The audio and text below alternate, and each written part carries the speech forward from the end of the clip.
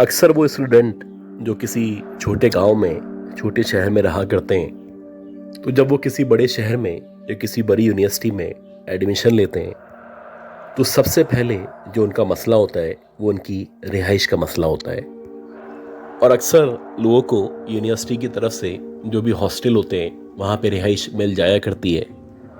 जबकि कभी कभी आपको अगर रिहाइश ना मिले या उसका इंतज़ाम ना हो सके तो आपको मुख्तलिफ़ घरों में, मुख्तलिफ़ जगहों पे या जो प्राइवेट हॉस्टल हुआ करते हैं वहाँ पे रिहाइश हासिल करने की कोशिश करनी होती है।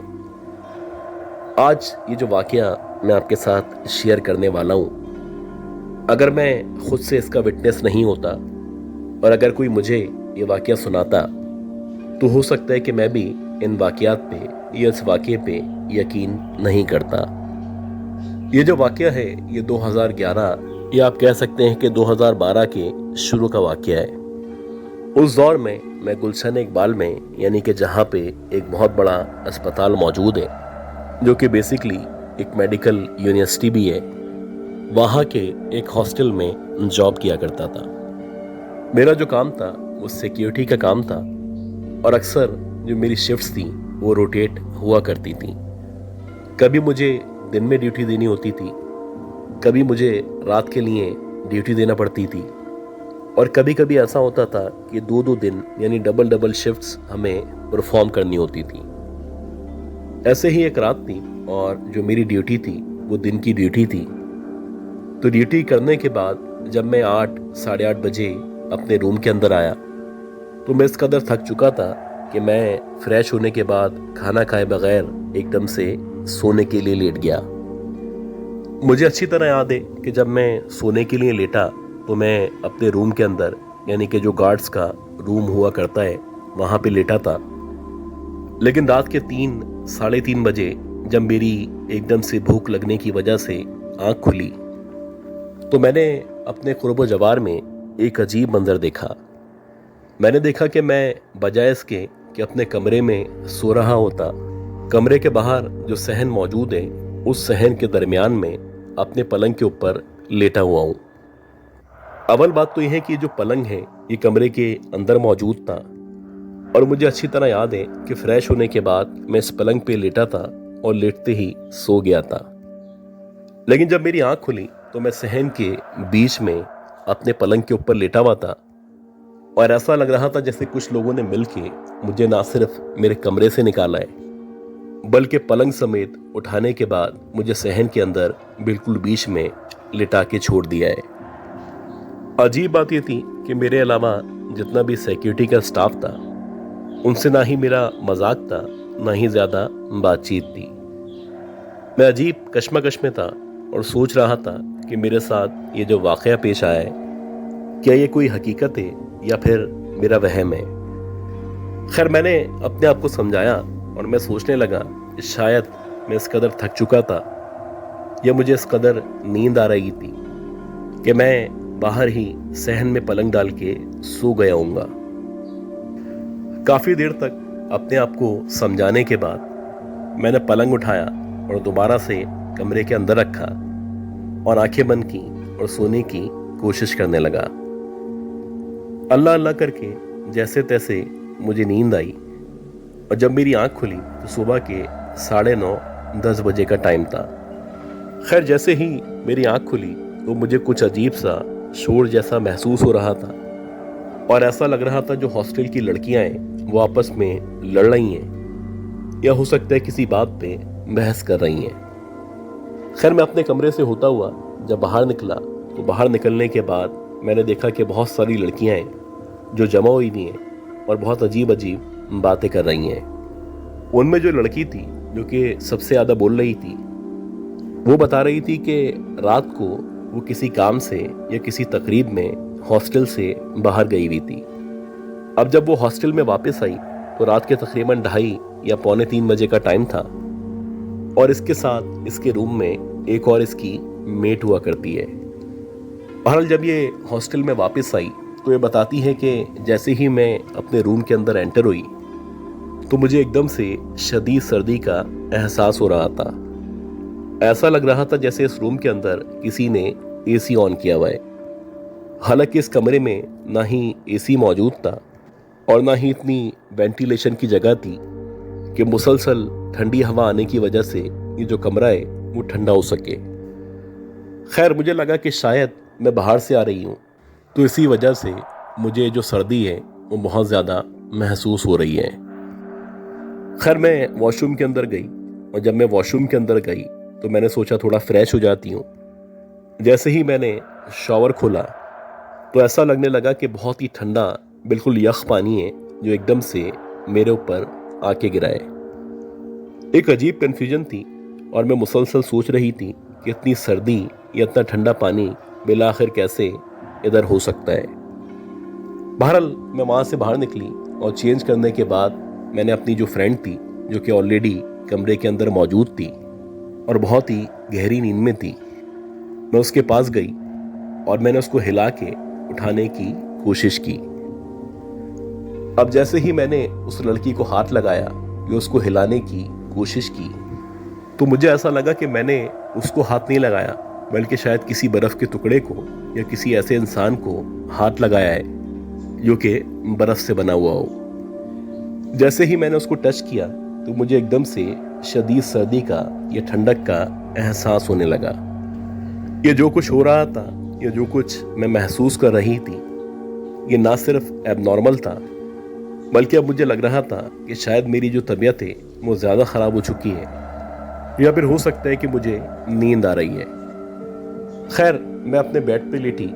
मैंने अपने ऊपर ब्लैंकेट डाला और आंखें बंद करके सोने की कोशिश करने लगी। अल्लाह अल्लाह करके 1 या 1.5 घंटे के अंदर अंदर मुझे नींद आ गई और जब मेरी सुबह आँख खुली तो मैंने देखा कि जो मेरी क्लासमेट है, यानी कि जो मेरी रूममेट भी है, वो एकदम से तैयार होके कमरे के अंदर एंटर हुई है। अब जब मैंने उसको कमरे के अंदर एंटर होते हुए देखा और मैंने उसको देखा कि वो बहुत ज़्यादा तैयार हुई है, तो मैंने उससे पूछा कि तुम सुबह सुबह कहाँ गई थी। ये सुनने के बाद वो बड़ी हैरानी से मुझे देखने लगी और वो कहने लगी कि मैं सुबह सुबह ना ही गई थी और ना ही सुबह सुबह वापस आई हूँ। मैं कल शाम में, जब तुम ऑलरेडी बाहर गई हुई थी, उसके बाद अपने एक कज़न के यहाँ गई हुई थी और मैं अभी वहीं से ही कुछ देर पहले वापस आई हूँ। अब जब उस लड़की ने इस तरह का जवाब दिया तो मेरी समझ में नहीं आ रहा था कि ये मेरे साथ मजाक कर रही है या फिर ये मुझे डराने की कोशिश कर रही है, क्योंकि मुझे अच्छी तरह याद है कि जब मैं रात के टाइम में वापस आई थी तो एक तो कमरे में बहुत ज़्यादा सर्दी का एहसास हो रहा था और इसके साथ साथ मैंने अपनी इस फ्रेंड को यहाँ पे बेड पे सोते हुए देखा था। और ना सिर्फ मैंने अपनी फ्रेंड को सोते हुए देखा था, बल्कि मैंने इसको हिला के, यानी इसको हाथ लगा के उठाने की कोशिश भी की थी। लेकिन मेरी जो रूममेट है वो इस बात को मानने को तैयार नहीं थी। वो कह रही थी कि आप चाहो तो सीसीटीवी कैमरे में चेक कर लो या रजिस्टर में चेक कर लो, मैं कल रात में या पूरी रात में इस कमरे में मौजूद नहीं थी। एक अजीब केस था जो हम लोगों के, ख़ास तौर पे जो लड़कियां थीं, उनके सामने न सिर्फ आ चुका था, बल्कि अब सच्ची बात ये थी कि लड़कियों के साथ साथ मुझे भी थोड़ा सा डर लग रहा था और मुझे आहिस्ता आहिस्ता करके यकीन होता चला जा रहा था कि इस हॉस्टल के अंदर कुछ ना कुछ ऐसा ज़रूर है जो कि हमें अपनी प्रेजेंस शो कर रहा है, या फिर कोई ना कोई इस तरह की मखलूक़ात हैं जो हमें बताना चाहती हैं कि इस हॉस्टल में हमारे साथ साथ वो भी रहा करती हैं। इसी तरह कुछ मज़ीद टाइम गुजरा और तकरीबन 1 हफ्ते के बाद इस हॉस्टल के अंदर एक और वाक़या पेश आया। हुआ कुछ इस तरह से, ये जो फर्स्ट फ्लोर था, इस फ्लोर के ऊपर जो लड़कियां रहा करती थीं, तो उनमें से एक लड़की का ये कहना था कि मैं अपने घर वालों से या अपने फैमिली में किसी से भी फ़ोन पे बात कर रही थी, तो बात करते करते जो मेरे साथ लड़की रहा करती है वो एकदम से रूम के अंदर एंटर हुई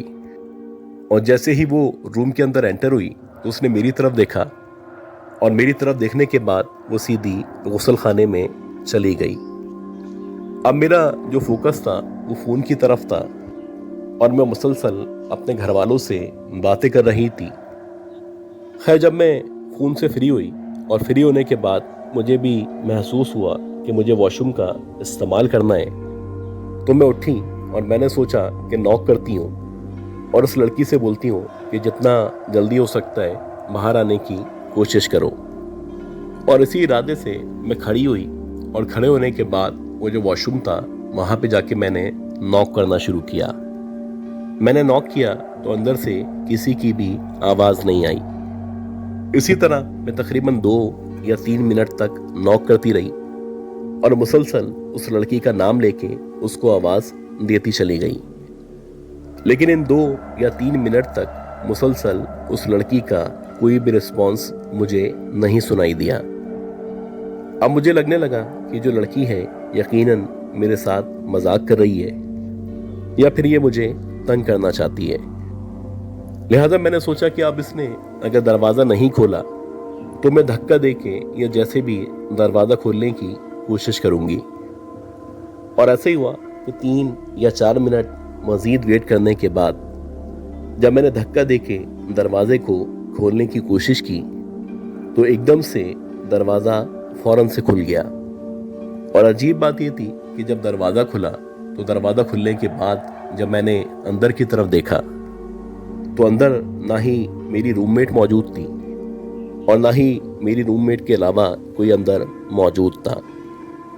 लेकिन अजीब बात ये थी कि जो नलका है वो खुला हुआ था और पानी चारों तरफ फैला हुआ था। ऐसा लग रहा था अब से कुछ देर पहले कोई ना कोई यहाँ पे न सिर्फ मौजूद था बल्कि इस जगह को या इस एरिया को मुसलसल इस्तेमाल कर रहा था।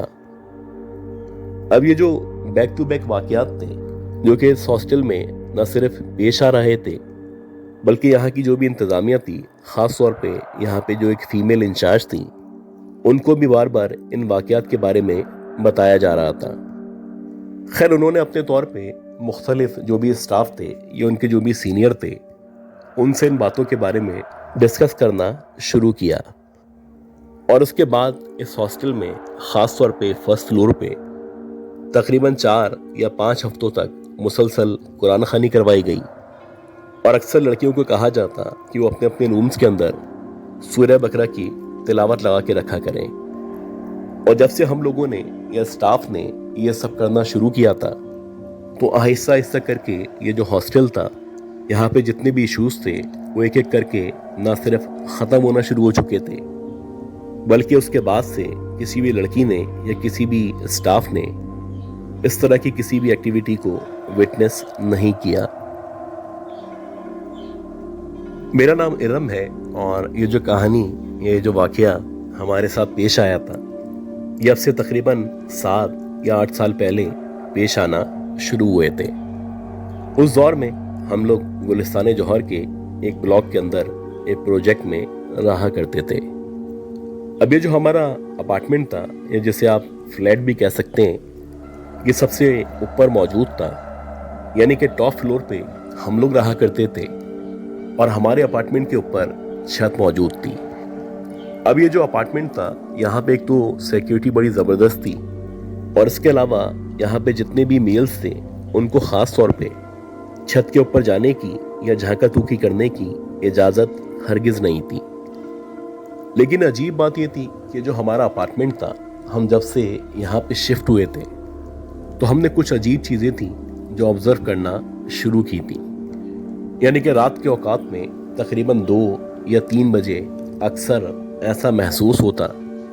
जैसे कोई है जो हमारे फ्लैट की छत के ऊपर मौजूद है और ना सिर्फ मौजूद है बल्कि मुसलसल एक जगह से कभी दूसरी जगह जाता है, कभी दूसरी जगह से वापस इसी तरफ आता है। कभी ऐसा लगता है कि जैसे कोई मूव कर रहा है, कभी ऐसा लगता है कि कोई ऑब्जेक्ट है जिसको पकड़ के खींचा जा रहा है। ख़ास तौर पे फजर की अजान से कुछ देर पहले अक्सर ऐसा लगता जैसे कोई ऊपर मौजूद है और वो पलंग या इस तरह की किसी चीज़ को मुसलसल खींचता चला जा रहा है। अब ये जो आवाज़ें थीं ना सिर्फ मुझे आ रही थी बल्कि मेरे साथ साथ मेरे जो पेरेंट्स थे वो भी इस बात से या नवाज़ों से बहुत परेशान थे। अब 3 या 4 दिन तक जब मुसलसल आवाज़ें आती चली गईं तो मेरे फादर ने वहाँ की जो भी इंतज़ामिया थी उस इंतज़ामिया से राब्ता किया और उनको कहा कि हमारे अपार्टमेंट के ऊपर यानी छत पे कोई ना कोई है जो मौजूद हुआ करता है। जबकि जो भी गार्ड्स थे या जितना भी अमला था उन सब का यही मौक़िफ़ था कि सर छत के ऊपर कोई भी नहीं जा सकता। छत पे जाने के जितने भी जीने हैं या जितने भी रास्ते हैं उन सब में न सिर्फ गेट मौजूद है बल्कि वहाँ पे एक बड़ा सा ताला लगा होता है। तो अगर किसी को भी छत पे जाना है या तो वो हमसे चाबी लेगा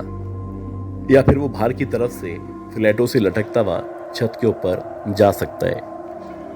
और कोई भी फ्लैटों से होता हुआ या लटकता हुआ अपनी जान जोखिम में डाल के छत पे जाने की कोशिश नहीं कर सकता। अच्छा, इसी तरह एक और अजीब बात थी और वो ये थी कि जो हमारे बिल्कुल बराबर वाला फ्लैट था तो हमारे जो अपार्टमेंट्स थे वो इस तरह से बने हुए थे कि जो हमारा वॉशरूम था वो बराबर वाले वॉशरूम से बिल्कुल मिला जुला था। यानी कि अगर आप एक वॉशरूम से रोशनदान के ज़रिए दूसरे वॉशरूम में देखना चाहें तो आप बासानी खड़े होके दूसरे वॉशरूम में या बराबर वाले अपार्टमेंट में झांक सकते हैं। हालांकि ये जो बात थी ये बिल्कुल भी सही बात नहीं थी, लेकिन अच्छी बात ये थी कि हमारे बिल्कुल बराबर में जो अपार्टमेंट मौजूद था उसके बारे में कहा जाता था कि पिछले 8 या 9 सालों से मुकम्मल तौर पे न सिर्फ खाली है बल्कि इनके मालिकान का भी नहीं पता कि अल्लाह जाने वो लोग कहाँ पे मौजूद हैं। खैर, वैसे ही एक रात थी और रात के तकरीबन 1:45-2 बजे का टाइम था। इत्तफाक से मैं वॉशरूम में किसी काम से गई और जब मैं वॉशरूम में गई तो मुझे ऐसा लगा कि जो हमारे बराबर वाला वॉशरूम है वहाँ पे कोई मूवमेंट हो रही है या शायद वहाँ की लाइट जली हुई है। अब इतनी रात में एक अबंडेंट फ्लैट में जो कि सालों से मुकम्मल तौर पे खाली है, एकदम से लाइट का जलना या वहाँ पे किसी की मौजूदगी का एहसास होना, ये बड़ी अजीब सी बात थी। खैर, कुछ देर तक मैं ऑब्जर्व करती रही और जब मुझे लगने लगा कि हो सकता है बराबर वाले अपार्टमेंट में चोर आ गए हों या इस तरह के लोग हों जो अंदर दाखिल होके कुछ चीज़ें चोरी करने की कोशिश कर रहे हों, तो मैंने अपने तौर पे एक स्टूल उठाया और स्टूल उठाने के बाद उसके ऊपर खड़ी हुई और जहाँ से बराबर वाला वॉशरूम या उसका जो अंदर का हिस्सा है वो नज़र आया करता था, मैंने खड़े होके उस तरफ झांकना शुरू किया। जैसे ही मैंने बराबर वाले वॉशरूम में झांकना शुरू किया